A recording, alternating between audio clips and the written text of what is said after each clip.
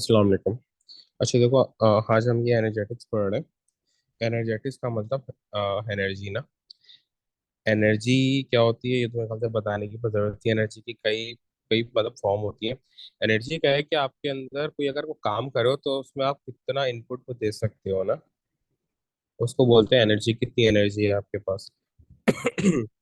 जो दूसरी चीज इसमें आती है ना, वो आती है एंथैल्पी। एनर्जी के बारे में तो ज्यादा बात करने की जरूरत भी नहीं है। ठीक है, एनर्जी हम सबको पता है ना, kinetic energy, potential energy, chemical energy, electrical energy. इस तरीके से बहुत सारी एनर्जीज होती है। ठीक है, ये एनर्जी असल में बेसिकली क्या होता है कि कोई यहाँ पे जिस एनर्जी की हम बात करेंगे ना, वो एनर्जी है हीट एनर्जी। वो एनर्जी है हीट एनर्जी, जिसको हम बोलते हैं डेल्टा क्यू। जिसको हम क्या बोलते हैं? डेल्टा क्यू बोलते हैं इस एनर्जी को। ठीक है, वैसे तो क्यू बोलते हैं, लेकिन यहाँ पे डेल्टा क्यू क्योंकि हम चेंज ऑफ एनर्जी पढ़ते हैं। ये जो डेल्टा क्यू है ना, इसका मतलब है चेंज ऑफ एनर्जी। ठीक है, चेंज ऑफ एनर्जी यानी फाइनल से इनिशियल। जब हम इनिशियल से ये फाइनल पे आए तो कितना चेंज आया। ठीक है, फाइनल माइनस इनिशियल, ये मतलब होता है चेंज का। ठीक है, फाइनल माइनस इनिशियल, ये चेंज का मतलब होता है डेल्टा का। सही है। यहाँ पे हम क्या पढ़ेंगे? एनर्जी, और इसका यूनिट होता है किलो जूल। यूनिट क्या होता है इसका, इसको सही तरीके से कर लेते हैं।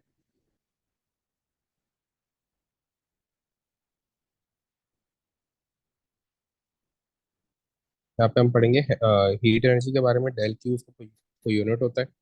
सही।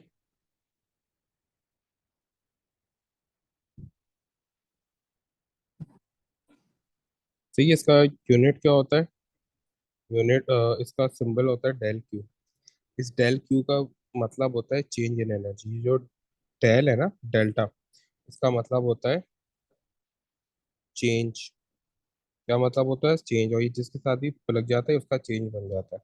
इस डेल्टा का मतलब है चेंज। चेंज का मतलब फाइनल माइनस इनिशियल। यानी इनिशियल से जब हम फाइनल पे आए तो क्या चीज चेंज हुई है, कितना चेंज हुई है, इसको बोलते हैं तो डेल्टा। सही है। और इसका यूनिट होता है किलो जूल। तो सही है, जूल या किलो जूल इसका यूनिट होता है किसका? एनर्जी का। अब इस पे जो चीज हमारे पास आती है ना, जिसके ऊपर हम ज्यादा बात करते हैं, वो होती है एंथैल्पी। वो क्या होती है? एंथैल्पी। अब अक्सर स्टूडेंट को डिस्टिंग्विश करने में बड़ी ये प्रॉब्लम होती है कि सर एनर्जी और एंथैल्पी में डिफरेंस क्या है। देखो, एंथैल्पी आपके पास होती है।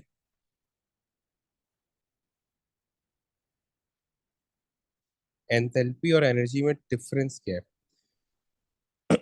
एनर्जी जैसे फर्ज करो आपके पास है, आप छह दोस्त जो है वो कहीं आउटिंग पे गए। सही है, और बिल बना 6,000। सही। आप छह दोस्त आउटिंग पे गए, बिल बना 6,000, ये टोटल बिल है। ये आपकी एनर्जी है। ये क्या है आपकी? ये आपकी एनर्जी है। ठीक। भाई आपसे आपके एक दोस्त ने बोला कि भाई मेरे हिस्से में कितना है, पर पर्सन क्या है, तो आप क्या करोगे? उसको सिक्स से डिवाइड कर दोगे। तो पर पर्सन जितना है ना, ये एंथैल्पी है। पर पर्सन कितना आया है, ये आपकी एंथैल्पी है। एनर्जी बल्क अमाउंट को बोलता है। एनर्जी बल्क में कि भाई टोटल कितनी है, वो एनर्जी है आपके पास। किसी भी चीज की, किसी भी रिएक्शन की हो सकती है, किसी भी एक कंपोनेंट की हो सकती है, किसी रिएक्टेंट की हो सकती है, किसी भी प्रोडक्ट की हो सकती है। ठीक है। अब यहाँ पे जैसे मैं एक रिएक्शन को ये वो लिख रहा हूँ, ए प्लस बी है मेरे पास, रिएक्ट कर रहा है, बना रहे सी प्लस डी। अब मैंने कहा कि भाई ए के मेरे पास 25 मोल्स है, और ए की एनर्जी है मेरे पास, ए के 25 मोल्स है, और ए की एनर्जी है मेरे पास 25 किलो जूल। अब ये टोटल एनर्जी है इन 25 मोल्स की। तो ये क्या है? ये मेरे पास एनर्जी है। क्या लिखा है मैंने? यूनिट देखो ना, किलो जूल लिखा है। सही है। 25 मोल्स के पास 25 100 किलो जूल है। अब अगर उसको मैं ये बात बोलूं कि भाई मुझे ये बताओ कि पर मोल कितनी एनर्जी होगी। अगर मैं उसको ये बात बोलूं कि भाई मुझे ये छोड़ो, बस मुझे ये बात बताओ कि पर मोल कितनी एनर्जी है, वो सब छोड़ो, बस मुझे क्या तो बताओ कि पर मोल कितनी एनर्जी है, तो वो मेरी बन जाती है एंथैल्पी। यानी कि 2500 डिवाइड बाई 25, तो ये कितनी बन गई? 100 किलो जूल पर मोल। अब ये मेरा बन गया एंथैल्पी। ये मेरी क्या बन गई? एंथैल्पी। जैसी एनर्जी के साथ पर मोल आया है ना, तो ये मेरी क्या बन जाती है? ये मेरी बन जाती है एंथैल्पी। ये जैसी ही एनर्जी के साथ पर मोल आ जाए वो एंथैल्पी बन जाती है। यानी एनर्जी एक बल्क अमाउंट है, एंथैल्पी पर मोल के हिसाब से। यानी ये 25 मोल्स की जो एनर्जी, जो 25 मोल्स का टोटल अमाउंट जो है ना, वो मेरी एनर्जी है 2500। लेकिन मैं अगर पर मोल के हिसाब से इसको करूँ ना, तो वो बन जाती है एंथैल्पी। यूनिट होता है इसका, तो इसका फॉर्मूला होता है del H is equal to del Q over N. इसके क्वेश्चन आते हैं लेकिन बहुत को कम आते हैं आजकल। उसका ज्यादातर रुझान वो बॉन्ड एनर्जी की तरफ है, लेकिन ये भी हम वो करेंगे, ठीक है। अब ये एंथैल्पी क्या है? चेंज चेंज इन एंथैल्पी क्या है? चेंज इन एनर्जी पर मोल, ठीक है। चेंज इन एंथैल्पी, इसको एंथैल्पी चेंज बोलते हैं ना। ये क्या होगा? एनर्जी चेंज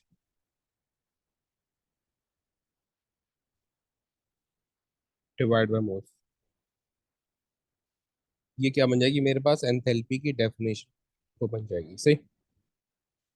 अच्छा, अब देखो यहाँ पर ये तो हमारे पास अभी हमने वो समझ लिया कि भाई एंथैल्पी क्या है और एनर्जी क्या है, इन दोनों का कंपैरिजन हमने तो समझ लिया ना। ये है हमारे पास का फर्स्ट टॉपिक था जो हमें को समझ रहा था। अच्छा देखो, अब सेकेंडली आपके पास जो भी एनर्जी है ना, वो दो पार्ट्स में डिस्क्राइब होती है। कितनी एनर्जी दी है, कितनी एनर्जी वो ली है, कितनी एनर्जी गिवन आउट है, कितना कितना एनर्जी, सॉरी, कितनी एनर्जी गिवन इन है, कितनी एनर्जी आप दे रहे हो, और कितनी एनर्जी गिवन आउट है, ठीक है। ये इसके ऊपर डिपेंड करता है कि कितनी एनर्जी आप दे रहे हो। और सही है, यहाँ पे हम जो एनर्जी वो डिवाइड करते हैं वो दो फॉर्म में डिवाइड करते हैं, एक एनर्जी गिवन इन और एक एनर्जी गिवन आउट। कितनी एनर्जी हम दे रहे हैं, कितनी एनर्जी हमें बाहर मिल रही है, ठीक है। इसको बोलते हैं एंडोथर्मिक, एक्सोथर्मिक। आप में से हर एक ने ये नाम कभी ना कभी सुना होगा, जो एंडोथर्मिक और एक्सोथर्मिक, ठीक है, ये दो चीजें हैं। एंडोथर्मिक का मतलब है एनर्जी गिवन इन, और ये क्या? Given out. Energy energy given in और एनर्जी गिवन आउट, ये मेरे पास एंडोथर्मिक और एक्सोथर्मिक का मतलब यहाँ से तो बनता है, ठीक है। अब यहाँ पे एनर्जी गिवन इन और गिवन आउट का तो मतलब क्या है? एनर्जी, अभी गिवन इन और गिवन आउट होता क्या है, पहले इस चीज को तो समझो। और एक्टिवेशन एनर्जी ना, हम ज्यादातर करते हैं रेट ऑफ रिएक्शन में। लेकिन रेट ऑफ रिएक्शन से ज्यादा अगर अच्छी एक्टिवेशन एनर्जी के बारे में समझना है, सोल कॉन्सेप्ट क्या है उसका ना, वो जो बाकी चीजें वो अलग है, लेकिन वो कॉन्सेप्ट क्या है वो आपको एनर्जेटिक में समझ में आता है, ठीक है। आप रेट ऑफ रिएक्शन में से अच्छी तरीके से बच्चे को समझा नहीं सकते। जैसे कि मेरे पास एक रिएक्शन है, ए बी है, सी डी है। इनका रिएक्शन हो रहा है, मेरे पास बन रहा है ए सी और बी डी, सही है। अब यहाँ पर मेरे पास चार्ज है ए के ऊपर प्लस का, बी पे माइनस का, सी पे माइनस का, डी पे प्लस का, सही। इस तरीके से चार्ज है। अब मुझे ये रिएक्शन करना है ना। अब एक चीज होती है एक्टिवेशन एनर्जी, एक चीज क्या होती है? Activation energy. एक्टिवेशन एनर्जी होती क्या है मेरे पास? The energy required to start up the reaction. यहाँ नीचे लिख रहा हूँ, ई ए यानी एक्टिवेशन एनर्जी।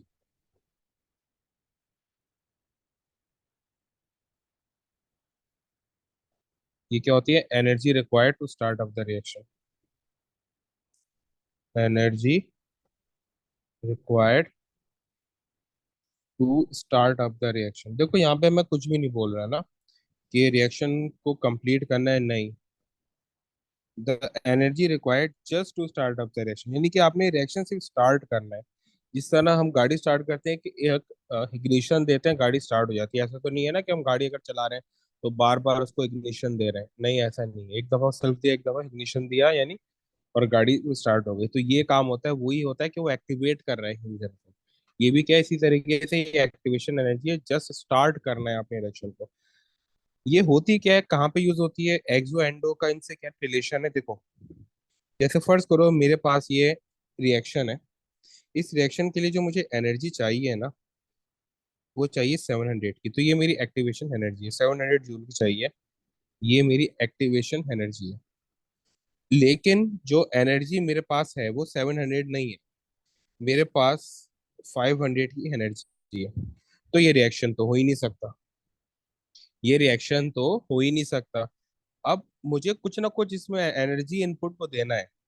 मुझे इसको 700 तक लेके जाने, in order to start up the reaction. Reaction start तो हो, कंप्लीट तो अपने आप खुद ही हो जाएगा। मुझे इसको 500 से 700 करना है। तो मैं क्या करता हूँ, यहाँ पर मैं 200 जूल्स का इनपुट देता हूँ।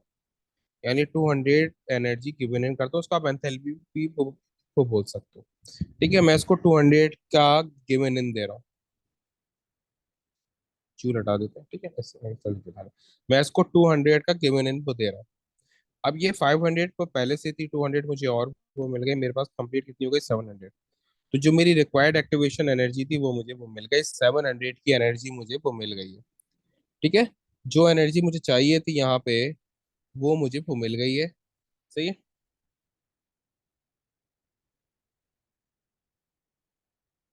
सही।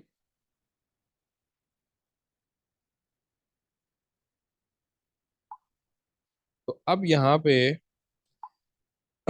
अब ये एनर्जी जो 700 थी, ये थी क्या सर।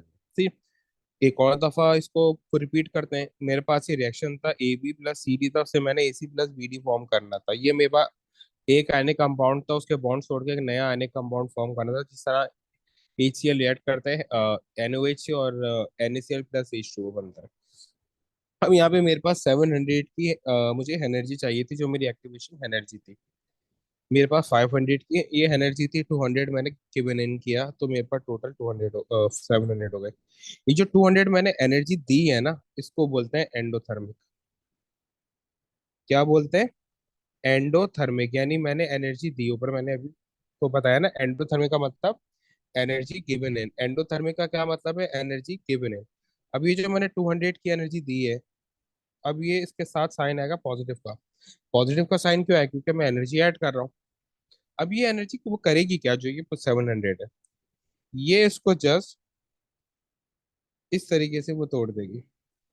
यानी ए प्लस अलग हो गया, बी माइनस अलग हो गया, डी प्लस अलग हो गया, और सी माइनस अलग हो गया। अब देखो, मैंने सिर्फ जस्ट इनको आइंस में तोड़ना है, रिएक्टेंट बनाना है। सही है। मैंने इस काबिल बनाना है कि वो रिएक्शन कर लें। पहले वो रिएक्शन नहीं वो कर सकते थे। ए बी और सी डी ऐसे रिएक्शन नहीं मतलब वो कर सकते जब तक वो अपने आइंस में टूट ना जाए। ठीक है। तो अब क्या होगा, अब मुझे कुछ इनको एनर्जी नहीं देनी, मुझे सिर्फ ये इस काम के लिए एनर्जी देनी थी। इसको बोलते हैं एक्टिवेशन एनर्जी। यानी कि उनको उस हालत में लेके आ जाना कि वो रिएक्शन करने के काबिल हो जाए। इसको बोलते हैं, जो इस चीज के लिए जो एनर्जी चाहिए होती है ना, अप टू दैट लेवल जो एनर्जी चाहिए, वो होती है एक्टिवेशन एनर्जी। अब मेरे पास जो ए प्लस है, वो सी माइनस के साथ बॉन्ड बना लेगा। जो बी वो माइनस है, वो डी प्लस के साथ बॉन्ड को बना लेगा। और ये मिलके बना लेंगे AC। इस तरीके से अब जो ये बॉन्ड वो बन रहा है ना, अब इसमें कोई एनर्जी नहीं चाहिए, क्योंकि पॉजिटिव और कोई नेगेटिव खुद ही अपने आप को ऑटोमेटिकली अट्रैक्ट करेंगे। इसके लिए मुझे कोई एनर्जी नहीं चाहिए कि एक दूसरे को अट्रैक्ट करें। आप जब वो मैग्नेट के अपोजिट पोल साथ रखते हो, तो आप कोई एनर्जी नहीं दे रहे होते, आप जस्ट साथ रखते हो और वो आपस में स्टक हो जाते हैं। लेकिन जब आप तोड़ रहे होते हो, जब आप ब्रेक कर रहे होते हो, जब आप ब्रेक करते हो, तो उस वक्त आपको एनर्जी चाहिए होती है। सही है। जब आप दो सेम पोल्स को, यानी ट्रिपल्जन कर रहे हो ना, सेम पोल्स का मतलब वो एक दूसरे को ट्रिपेल कर रहे हैं। जब आप रिपल्जन कर रहे होते हो, तो आपको एनर्जी चाहिए होती है। यहाँ पर भी जो आप बॉन्ड तोड़ रहे हो, वो आप क्या कर रहे हो, दोनों को रिपेल करा रहे हो, दूर दूर कर रहे हो ना। जो सेम चार्जेस ए और बी, जो सॉरी अपोजिट चार्जेस ए प्लस और बी हमारे साथ आपस में वो बॉन्ड बनाए हुए हैं, आप उस बॉन्ड को रिपेल करा रहे हो, उस बॉन्ड को तोड़ रहे हो। तो उसके लिए आपको एनर्जी चाहिए, इसलिए बॉन्ड ब्रेकिंग होती है एंडोथर्मिक। सही है। यानी कि आपको एनर्जी देनी पड़ती है उसके बाद भी ना। आप क्या कर रहे हो, जो 200 ये एनर्जी दे रहे हो, वो इस बॉन्ड को तोड़ रही है, इनको अपने रिक्वायर्ड आइंस में तोड़ रही है, ताकि ये फिर रिएक्शन करने की कंडीशन में आ सके। अब ये क्या करते हैं, ये रिएक्शन करते हैं। अब देखो उन्होंने जब रिएक्शन किया तो 300 की एनर्जी गिवन आउट कर दी, 300 की एनर्जी गिवन आउट कर दी। इस गिवन आउट को बोलते हैं एक्सोथर्मिक। इस गिवन आउट को क्या बोलते हैं, एक्सोथर्मिक, और इसके साथ साइन लगता है वो नेगेटिव का। क्यों? क्योंकि एनर्जी एक्सहेल हो रही है, एनर्जी बाहर वो निकल रही है। अब अक्सर अब बच्चे क्वेश्चन करते हैं कि सर ये एनर्जी रिलीज क्यों कर रहा है। देखो, अगर एक सिर्फ दिमाग में ये बिठाने के लिए एक बात अपने वो याद करनी है ना, तो देखो मेरे पास एक बीकर है या कोई भी तो ग्लास है XYZ, इसकी कैपेसिटी है बिल्कुल ऊपर तक है 250 ml। अगर मैं इसमें 300 ml पानी डाल दूंगा तो क्या हो जाएगा, 50 ml वो रिलीज कर देगा, 50 ml बाहर फेंक देगा, रिलीज कर देगा, ओवरफ्लो हो जाएगा। इसी तरीके से क्या है, जो बॉन्ड अब बन रहे हैं ना, उनकी एनर्जी होल्ड करने की एक कैपेसिटी है। उस कैपेसिटी से ज्यादा जो भी होगा वो बाहर रिलीज कर देंगे। तो ये जो बॉन्ड बन रहे हैं, इनकी बॉन्ड बनाने की, इनकी बॉन्ड की एनर्जी स्टोर करने की कैपेसिटी है। इस इससे ज्यादा जितनी भी होगी वो सब क्या करेंगे, रिलीज कर देंगे। इस एनर्जी से ज्यादा जो भी होंगे वो रिलीज कर देंगे। सही। तो अब ये क्या कर रहे हैं, 300 की एनर्जी रिलीज कर रहे हैं। अब देखो हमारे पास सिनेरियो क्या बन रहा है। अक्सर आपने देखा होगा रिएक्शन के बाद लिखा होता है del H is equal to -200 -300। ये क्यों लिखा होता है, इसके बारे में भी अभी को बात करते हैं ना। ये जो पूरा लिखा होता है ना रिएक्शन के साथ, ये एंथैल्पी दी हुई होती है, क्यों दी हुई होती है, इसके बारे में बात करते हैं अभी इसके बाद। देखो दोबारा से एक्सप्लेन करता हूँ। 200 की एनर्जी मेरे पास एक्टिवेशन एनर्जी चाहिए थी 700 की, 500 की एनर्जी मेरे पास थी। मुझे रिक्वायर्ड थी 200 की, 200 की मैंने इसको एनर्जी दी है। तो क्या हुआ इसकी, ये 700 को रीच कर गया है, तो क्या हुआ, इसने रिक्वायर्ड जो मुझे चाहिए था उसमें अब उसने आइंस को तोड़ दिया। अब ये आइंस क्या करेंगे, आपस में रिएक्शन स्टार्ट कर देंगे। अब ये आइंस क्या करेंगे, एकदम आपस में रिएक्शन स्टार्ट करेंगे। अब जो 200 की एनर्जी मैंने दी है, गिवन की थी, वो थी एंडोथर्मिक। वो क्या थी मेरे पास, एंडोपोथर्मिक थी, ठीक है। अब फिर क्या हुआ, इन जब ये आयंस में टूट गया तो ये अब ऑटोमेटिकली खुद ही रिएक्शन स्टार्ट कर देंगे, किसी एनर्जी किसी वो पुश की इनको जरूरत नहीं पड़ेगी, और ये खुद से जो है रिएक्शन स्टार्ट कर देंगे। इन्होंने क्या किया, खुद से रिएक्शन जो है वो स्टार्ट कर दिया, और नए कंपाउंड फॉर्म कर लिए, यानी AC और BD फॉर्म कर लिया। सही। नए कंपाउंड जहाँ पे फॉर्म कर लिए, AC और BD फॉर्म कर लिए। अब जब इन्होंने वो कंपाउंड फॉर्म करे तो कुछ एनर्जी को रिलीज भी करी, ठीक है। इन्होंने यहाँ पे 300 की एनर्जी को रिलीज कर दी, ठीक है। एनर्जी गिवन आउट को बोलते हैं एक्सोथर्मिक, यानी एक्सेल कर रहे हैं ये एनर्जी ना, और ये नेगेटिव साइन आता है इसके साथ क्योंकि ये एनर्जी को रिलीज कर रहे होते हैं। अब एक चीज आती है, ये भाई ये एनर्जीज के साथ, ये इक्वेशन के साथ ये लिखा होता है -100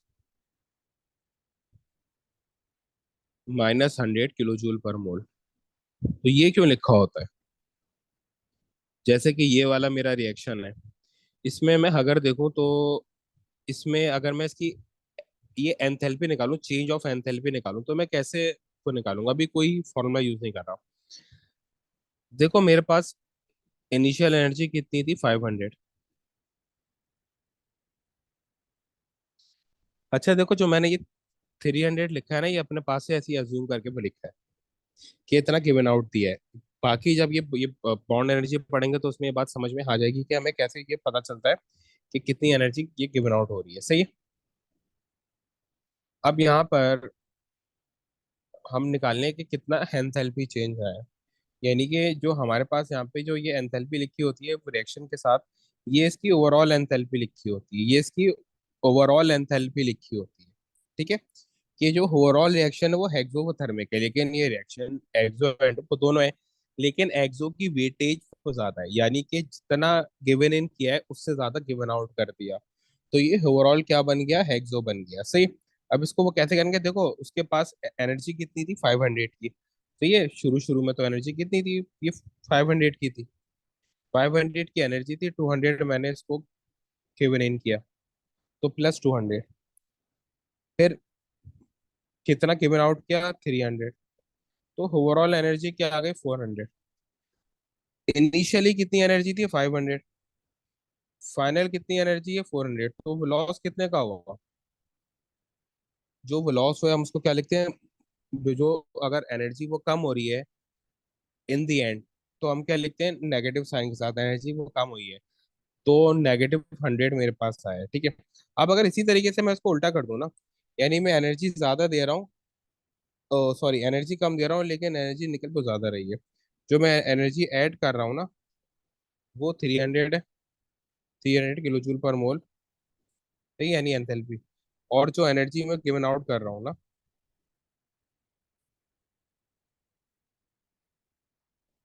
वो है 200। वो कितनी है मेरे पास? 200 है। और मेरे पास जो ओरिजिनल एनर्जी थी वो थी 500। तो 300 मैंने हेड अप किया और 200 गिवन आउट कर दिया। तो मेरे पास ओवरऑल क्या आ गया आंसर? अब 600 आ गया। यानी जो पहले मेरे पास एनर्जी थी 500, उसमें 100 मजीद ऐड हो गया। तो मेरे पास जो एंथैल्पी आएगी वो क्या आएगी? एंथैल्पी चेंज क्या आएगा? +100 का आएगा, ठीक है, क्योंकि 100 की जो एनर्जी इसमें ऐड अप हुई है, सही। इस तरीके से मेरा ये एंथैल्पी चेंज पॉजिटिव और नेगेटिव आता है, ठीक है। यहाँ पर नेगेटिव क्यों आया था? क्योंकि इतना मेरे पास एंथैल्पी चेंज आया था, नहीं इतनी एंथैल्पी कम हुई थी, सही। इस तरीके से हम एंथैल्पी चेंज फाइंड आउट कर सकते हैं, लेकिन बॉन्ड एनर्जी में हम अलग तरीके से करते हैं, सही। ये सिर्फ आपको एक वो समझाने के लिए था कि एक्टिवेशन एनर्जी क्या होती है, एंथैल्पी चेंज क्या होता है, हेंडो क्या होता है, हेक्सो क्या होता है, ठीक है, ताकि आपको ज्यादा बेहतर समझ आ जाए, ठीक है। अच्छा देखो, अगर मैं इसका एक चार्ट बनाऊं एक्सो और हेंडो का, ठीक है,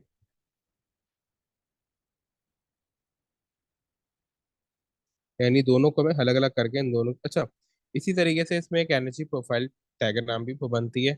वो क्या होती है, पहले हम उसके ऊपर को बात कर लेते हैं। पहले डायग्राम बनाते हैं उनकी, फिर जो है हम उनके बारे में बात करते हैं, एक्सो की अलग, एंडो की अलग ना। इन्हीं के नीचे इनकी डायग्राम्स भी हम पहले बनाते हैं, एंडोथर्मिक और एक्सोथर्मिक। देखो दोनों में सबसे पहले तो एक्सिस मैंने बनाया, ठीक है। एक्सिस बनाने के बाद, ठीक है, दोनों में मैंने एक्सिस बना लिया, एक्स और एंडो दोनों में। यहाँ पे मेरे पास क्या आता है? यहाँ पे मेरे पास आता है मॉलिक्यूलर एनर्जी, या खाली आप एनर्जी भी लिख सकते हो। यहाँ पे आता है प्रोग्रेस ऑफ रिएक्शन, यानी वो टाइम लिख सकते हो, ठीक है।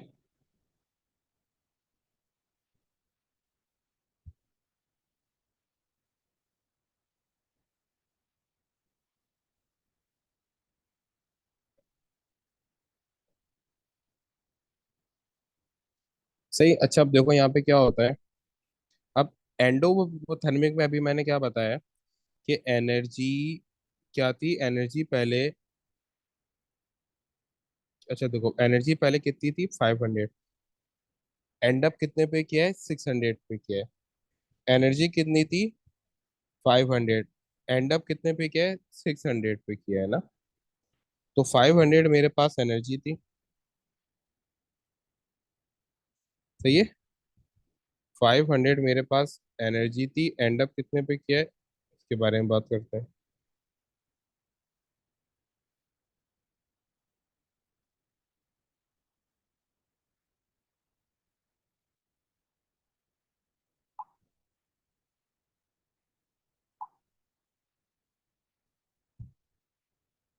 जैसे मेरे पास यहाँ पे एनर्जी थी 500 की, सही है।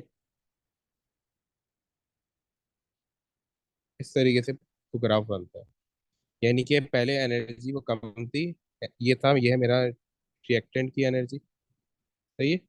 ये है मेरे प्रोडक्ट की एनर्जी। यानी यहाँ पर मेरे पास एनर्जी कितनी थी रिएक्टेंट पे? ये 500 की, लेकिन कितने पर किया खत्म? उससे ज्यादा एनर्जी पे एंड अप किया ना, चेंज पॉजिटिव था, ठीक है। यहाँ से लेके यहाँ तक का जो मेरा होता है ना, ये बम्बी होता है एक्टिवेशन एनर्जी।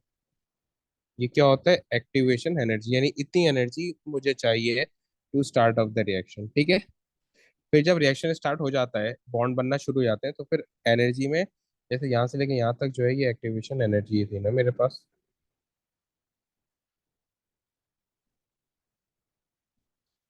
सही है। ये एक्टिवेशन, यहाँ पे जो पीक था मेरा एक्टिवेशन, ये एनर्जी था। फिर क्या किया मैंने? एनर्जी ये रिलीज करना स्टार्ट करी, लेकिन रिलीज वो कम करी, वो ज्यादा नहीं करी। ठीक है। जैसे मैंने यहाँ पे ये 300 था ना, 300 की एनर्जी दी है और 200 की उसे रिलीज करी है। ठीक है, इस तरीके से। और ये जो मेरे पास चेंज आता है ना, ये जो चेंज आया है दोनों का, जो वो डिफरेंस है, इसको बोलते हैं एंथैल्पी, और ये पॉजिटिव है। सही है, क्योंकि फाइनल माइनस इनिशियल करेंगे ना, प्रोडक्ट एक हाई एनर्जी पे और रिएक्टेंट एक लोअर एनर्जी पर है। फिर इसी तरीके से अगर मैं एक्सोथर्मिक की बनाऊंगा तो एक्सोथर्मिक इस तरीके से बनाऊंगा।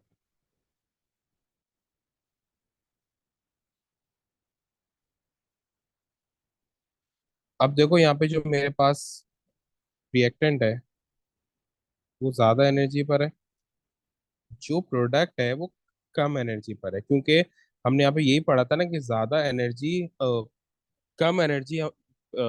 स्टार्टिंग में कितनी एनर्जी थी इसकी? 500। स्टार्टिंग में कितनी थी? 500। At the end of reaction कितनी रह गई? 400 रह गई। तो एनर्जी वो कम हो गई ना। ठीक है।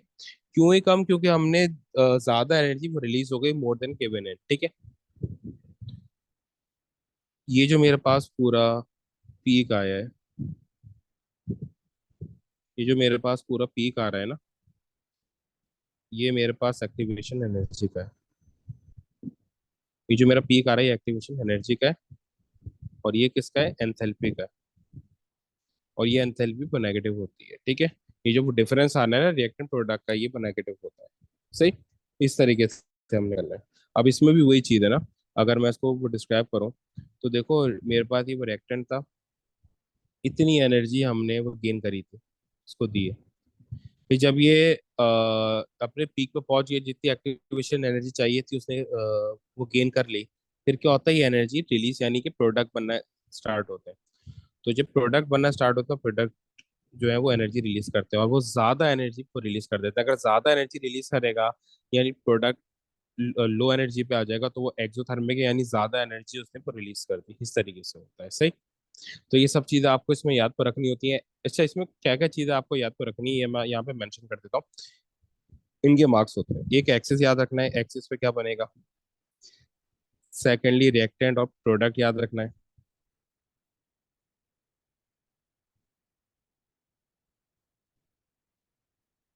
थर्ड याद रखना है कि डेलीज कहाँ बनेगा। फोर्थ याद रखना है कि एक्टिवेशन एनर्जी कहाँ वो बनेगी। बस ये चार चीजें आपने याद रखनी है, और ये नॉर्मली मिनिमम जो आते हैं 4 मार्क, यानी कि अगर मैं ये एवरेज करूँ ज्यादा कितने मार्क का आता है, तो ये 4 मार्क का भी 4 मार्क का आता है। पिछली बार ये 5 मार्क्स का आ गया था। सही है। तो इस तरीके से आपने करना होता है। अच्छा देखो, इसी तरीके से एक्सो एंडो को अगर मैं एक वो बनाऊं टेबल के, भाई ये चीजें एक्सो में होती हैं, ये चीजें एंडो में होती है। देखो, अब हमने एक चीज आपको बताता हूँ। हमने क्या पढ़ा कि भाई बॉन्ड ब्रेकिंग में एंडोथर्मिक हो रहा है। कहीं पे भी बॉन्ड टूट रहा है तो वो एंडोथर्मिक है, कहीं पे भी बॉन्ड बन रहा है तो वो एक्सोथर्मिक है। ठीक है। अब यहाँ पे मैंने एक्सो और ये हेंडो का वो पढ़ लिया। अब इसके नीचे इनकी कुछ चीजें लिखते हैं। ठीक है। एंडो मेरे पास होती है एनर्जी गिवन इन, या energy absorb by reactant. Energy absorb by reactant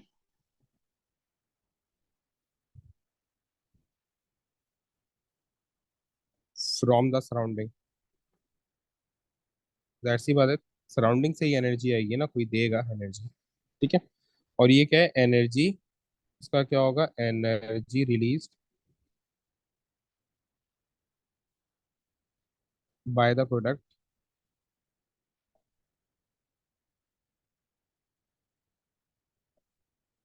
to the surroundings. Surrounding में जाती है ये एनर्जी। ठीक है। उसके बाद देखो, ये क्या है? ये बॉन्ड ब्रेकिंग है, और इसके अलावा ये पॉजिटिव होती है, ये नेगेटिव होती है। फिर उसके अलावा इसको बोलते हैं, ये बॉन्ड ब्रेकिंग में आता है। लेकिन इसे बॉन्ड ब्रेकिंग में नहीं आता। अब एक बात समझानी है आपको ना, और ये बॉन्ड फॉर्मेशन होती है, लेकिन हमेशा जरूरी नहीं है कि बॉन्ड ब्रेकिंग और ये बॉन्ड फॉर्मेशन हो। देखो, कुछ चीजों का ना वो याद रखो। देखो, अगर बॉन्ड लेट से बॉन्ड ब्रेकिंग हो रही है, देखो अगर मुझे बॉन्ड ब्रेक करने के लिए 15 किलो जूल की एनर्जी चाहिए, लेकिन मैं मेरे पास जो एनर्जी है वो 13 किलो जूल है। मैक्सिमम इतनी एनर्जी को दे सकता हूँ, इससे ज्यादा एनर्जी मैं नहीं को दे सकता। तो ये मैं मैक्सिमम इतनी एनर्जी को दे सकता हूँ, इससे ज्यादा एनर्जी मैं नहीं को दे सकता।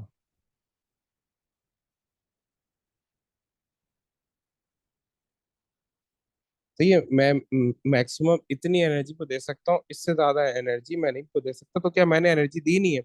नहीं भाई, मैंने एनर्जी दी है। मैंने एनर्जी दी है, लेकिन जितनी चाहिए थी उतनी नहीं दी है। उतनी मेरे पास थी नहीं। तो एंडोथर्मिक का मतलब है एनर्जी देना। अब अगर बॉन्ड वो नहीं टूट रहा तो क्या मैंने एनर्जी नहीं दी? नहीं, ऐसा नहीं है। मैंने एनर्जी दी है, लेकिन जितनी एनर्जी चाहिए थी ना उतनी एनर्जी नहीं दी है। तो ये बॉन्ड ब्रेकिंग नहीं है, लेकिन स्टिल ये एंडोथर्मिक होगा। असल में ये होती है रिपल्जन। असल में ये होती है रिपल्जन, और रिपल्जन का जो एक्सट्रीम होता है ना, वो होता है बॉन्ड ब्रेकिंग। जो रिपल्जन का एक्सट्रीम होता है वो होता है बॉन्ड ब्रेकिंग। अगर मेरे पास ए और बी है, मैं उनको रिपेल कर रहा हूँ, दूर दूर कर रहा हूँ, तो उसका एक्सट्रीम क्या होगा कि जब वो बॉन्ड टूट जाएगा। सही है। तो जरूरी नहीं है कि अगर बॉन्ड नहीं टूट रहा तो एंडोथर्मिक नहीं है, उस वक्त भी हो सकता है मैं एनर्जी दे रहा हूँ ना, भले ही मेरा काम नहीं हो रहा, भले ही बॉन्ड नहीं टूट पा रहा, लेकिन एनर्जी देता रहा हूँ तो वो एंडोथर्मिक होगा। बॉन्ड ब्रेकिंग तो उसका एक्सट्रीम है। इसी तरीके से बॉन्ड फॉर्मेशन होती है अट्रैक्शन। भाई अगर बॉन्ड नहीं बन पा रहा, देखो अक्सर क्या होता है कि एनर्जी वो रिलीज हो रही होती है लेकिन बॉन्ड बन नहीं पा रहा होता। तो अट्रैक्शन का एक्सट्रीम होता है बॉन्ड फॉर्मेशन। ठीक है। जिस तरीके से रिपल्जन का एक्सट्रीम जो है वो बॉन्ड ब्रेकिंग, इस तरीके से बॉन्ड फॉर्मेशन। अट्रैक्शन का एक्सट्रीम क्या होता है? Bond formation. सही। अब इसमें क्या होता है, इसमें आपका एक्सोथर्मिक में ओ एंडोथर्मिक में टेम्परेचर ऑफ सराउंडिंग डिक्रीजेस। जो आपकी सराउंडिंग है ना, उसका टेम्परेचर डिक्रीज होता है। सही है। Temperature of surrounding decreases. इसमें क्या होता है, उल्टा होता है। टेम्परेचर, क्योंकि आप एनर्जी दे रहे हो बाहर, टेम्परेचर ऑफ सराउंडिंग इंक्रीजेस। ठीक है। इसकी एग्जांपल क्या होती है? थर्मल डिकम्पोजिशन जैसे हो गए। थर्मल डिकम्पोजिशन में यही होता है ना, चीज टूटती है। ये तो हमें इस चीज को तोड़ने के लिए एनर्जी को देनी पड़ती है। ठीक है। इसी तरीके से इसका एक्सट्रीम होता है, इसकी एग्जांपल होती है कंबशन। कंबशन में एनर्जी निकलती है, यूटिलाइजेशन रिएक्शन हो गया ना। सही। ये किसकी ये एग्जांपल है? ये एक्सोथर्मिक की एग्जांपल है। सही।